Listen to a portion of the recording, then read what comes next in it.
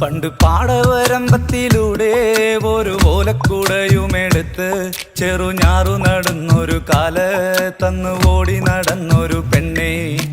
കയ്യിൽ കരിവളയിട്ട് കണ്ണിൽ കൺമഷി കൊണ്ടുവരച്ച് പിന്നെ വാർമോടിയൊക്കെ വിരിച്ച് നല്ല ചേലുള്ള പാവാടയിട്ട് ആ തോട്ടോരത്തുള്ളൊരു കൈതോലക്കൂട്ടത്തിനോരത്തു നിൽക്കണൊരാൾ മരത്തിൻ ചോട്ടിലിരിക്കണ ദേവിക്കു ചാർത്തുവാൻ പൂവുകൾ കൊണ്ടുപോയോ പെണ്ണെ, പൂവുകൾ കൊണ്ടുപോയോ.